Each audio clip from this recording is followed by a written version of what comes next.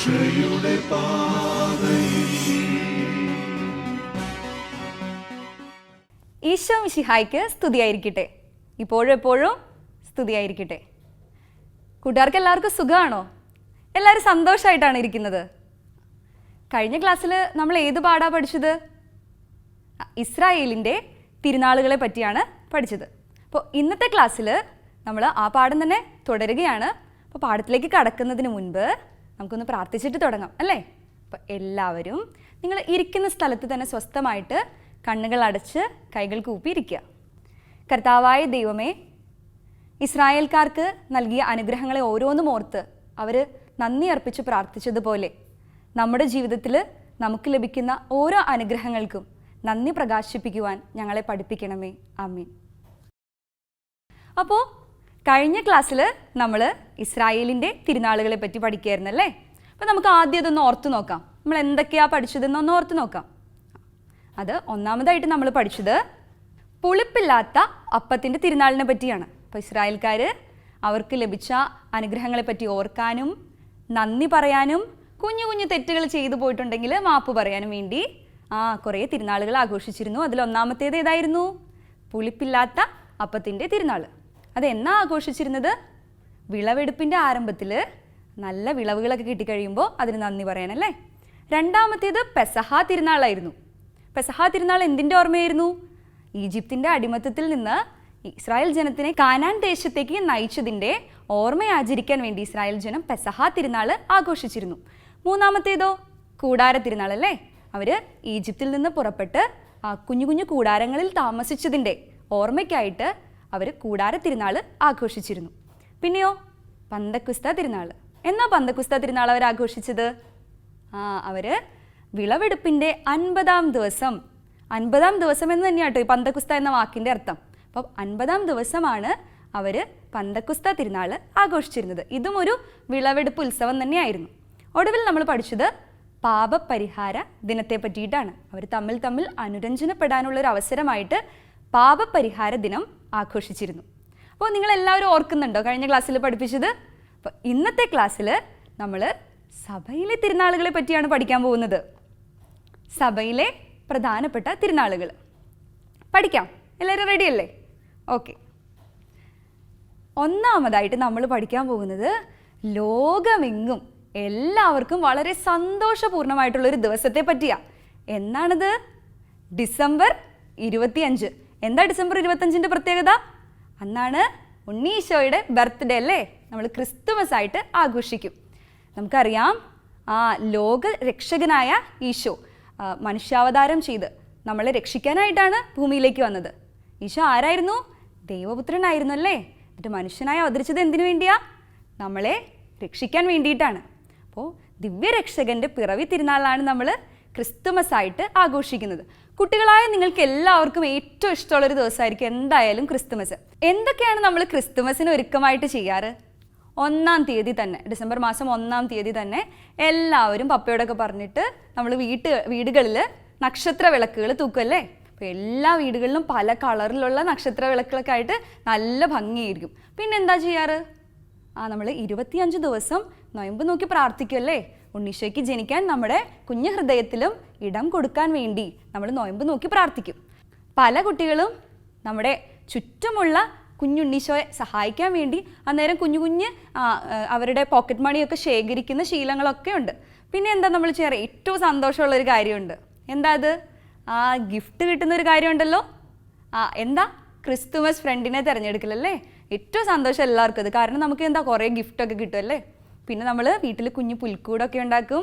പിന്നെ സാന്താക്ലോസ് വരും, കരോൾ ആഘോഷിക്കാം. അങ്ങനെ ക്രിസ്തുമസ് എന്ന് പറഞ്ഞാൽ വളരെ സന്തോഷമായിട്ട് എല്ലാവരും ആഘോഷിക്കുന്ന തിരുനാളാണ്. അപ്പോൾ എന്താണ് ക്രിസ്തുമസ്?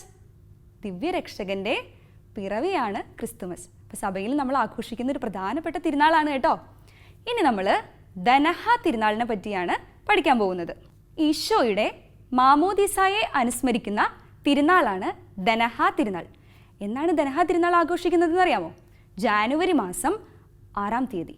ജാനുവരി മാസം 6-ാം തീയതിയാണ് നമ്മൾ ദനഹ തിരുനാൾ ആഘോഷിക്കുന്നത്. ഇനി നമ്മൾ പെസഹ തിരുനാളിനെ പറ്റിയാണ് പഠിക്കാൻ പോകുന്നത്.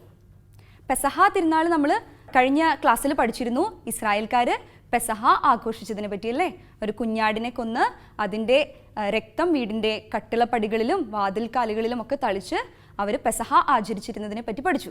ഇത് പുതിയ നിയമത്തിലെ നമ്മുടെ പെസഹ തിരുനാളാണ്. നമ്മൾ സഭയിൽ പെസഹ തിരുനാൾ ആഘോഷിക്കുന്നത് എന്തിൻ്റെ ഓർമ്മയ്ക്കായിട്ടാണെന്ന് അറിയാമോ? ഈശോ തൻ്റെ ശരീരവും രക്തവും വാഴ്ത്തി വിഭജിച്ച് നമുക്ക് നൽകി വിശുദ്ധ കുർബാന സ്ഥാപിച്ചതിൻ്റെ ഓർമ്മ ആചരിക്കുന്ന തിരുനാളാണ് പെസഹ തിരുനാൾ. അപ്പോൾ ഏറ്റവും പ്രാധാന്യം കൊടുത്ത് തന്നെ നമ്മൾ ആഘോഷിക്കുന്ന ഒരു തിരുനാളാണ് പെസഹ.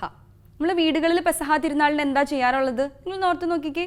നമ്മൾ വീട്ടിൽ അപ്പവും പാലൊക്കെ നമ്മുടെ പാരൻസ് അത് നമുക്ക് മുറിച്ച് നമ്മളത് കഴിക്കും. വീട്ടിലെ പെസഹ ആഘോഷിക്കാറുണ്ട്. അതുപോലെ തന്നെ ദേവാലയത്തിൽ പോയി കാൽകഴുകൽ ശുശ്രൂഷയിലും പെസഹ തിരുനാളിൻ്റെ ചടങ്ങുകളിലൊക്കെ എല്ലാവരും പങ്കെടുക്കാറുണ്ട് അല്ലേ. അപ്പോൾ പെസഹ നമുക്ക് പെട്ടെന്ന് ഓർത്തെടുക്കാൻ പറ്റുന്ന ഒരു തിരുനാൾ തന്നെയാണ്. ഇനി തിരുനാളുകളുടെ തിരുനാൾ എന്നറിയപ്പെടുന്ന ഒരു തിരുനാളിനെ പറ്റി പഠിച്ചാലോ? അതേതാണ് തിരുനാളുകളുടെ തിരുനാൾ? ഉയർപ്പ് തിരുനാൾ കേട്ടോ. അപ്പോൾ ഈശോ പീഡ സഹിച്ച് മരിച്ച് കുരിശിൽ തറയ്ക്കപ്പെട്ടു ഉത്ഥാനം ചെയ്തു എന്നതിൻ്റെ ഓർമ്മയ്ക്കായിട്ടാണ് നമ്മൾ ഉയർപ്പ് തിരുനാൾ ആഘോഷിക്കുന്നത്. ഉയർപ്പ് തിരുനാൾ എന്ന് കേൾക്കുമ്പോൾ നിങ്ങൾക്ക് എന്താ മനസ്സിലേക്ക് പെട്ടെന്ന് ഓടി വരിക? 50 ദിവസം നമ്മൾ ഇഷ്ടമുള്ള സാധനങ്ങളൊക്കെ ഉപേക്ഷിക്കും അല്ലേ. നമുക്ക് ചിലർക്ക് ഇഷ്ടമുള്ളത് എന്തായിരിക്കും?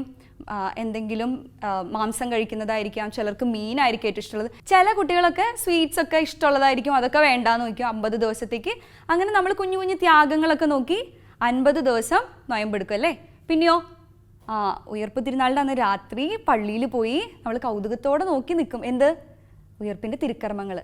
ഈശോ ഉയർത്തെഴുന്നേറ്റ് വരുന്ന ആ ദൃശ്യമൊക്കെ പള്ളിയിൽ ആവിഷ്കരിക്കുമ്പോൾ ചില കുട്ടികളൊക്കെ എന്ത് അത്ഭുതത്തോടെ നോക്കി നിൽക്കുന്നത്. ഇതെന്താ? ഈശോ ഉയർത്തെഴുന്നേറ്റല്ലേ. നമ്മൾ തിരുനാളുകളുടെ തിരുനാൾ എന്നാണ് ഉയർപ്പ് തിരുനാളിനെ വിളിക്കുന്നത്. അത്ര പ്രാധാന്യത്തോടു കൂടി സഭയിൽ നമ്മൾ ആഘോഷിക്കുന്ന തിരുനാളാണ് തിരുനാളുകളുടെ തിരുനാളായ ഈസ്റ്റർ അഥവാ ഉയർപ്പ് തിരുനാൾ. ഇനി നമ്മൾ സ്വർഗാരോഹണ തിരുനാളിനെ പറ്റിയാണ് പഠിക്കാൻ പോകുന്നത്. ഈശോ ഉയർപ്പിന് ശേഷം 40-ാം നാൾ സ്വർഗാരോഹണം ചെയ്യപ്പെട്ടു എന്നതിൻ്റെ ഓർമ്മയ്ക്കായിട്ടാണ് നമ്മൾ ഈ തിരുനാൾ ആഘോഷിക്കുന്നത്.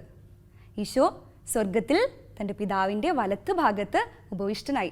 എന്തിനാ ഈശോ സ്വർഗത്തിലേക്ക് ആദ്യമേ പോയത്? നമുക്ക് ഇടമൊരുക്കാൻ വേണ്ടിയാണല്ലേ. നമ്മൾ താൻ ആയിരിക്കുന്നിടത്ത് നിങ്ങളും ആയിരിക്കേണ്ടതിന് ഞാൻ നിങ്ങൾക്ക് ഇടമൊരുക്കാനായി പോകുന്നു എന്നാണ് ഈശോ പറഞ്ഞിട്ടുള്ളത്. അപ്പോൾ നമുക്ക് ഇടമൊരുക്കാൻ വേണ്ടിയിട്ടാണ് ഈശോ സ്വർഗത്തിലേക്ക് പോയിട്ടുള്ളത്. അപ്പോൾ നമ്മൾ ഈശോയുടെ സ്വർഗാരോഹണ തിരുനാൾ ഒത്തിരി പ്രാധാന്യത്തോടു കൂടി തന്നെ ആഘോഷിക്കുന്നുണ്ട്. ഇനി നമ്മൾ പഠിക്കാൻ പോകുന്നത് പന്തക്കുസ്ത തിരുനാളിനെ പറ്റിയാണ്. നമ്മൾ പന്തക്കുസ്ത തിരുനാളിനെ പറ്റി കഴിഞ്ഞ ക്ലാസ്സിൽ പഠിച്ചിരുന്നല്ലേ. അതെന്തായിരുന്നു?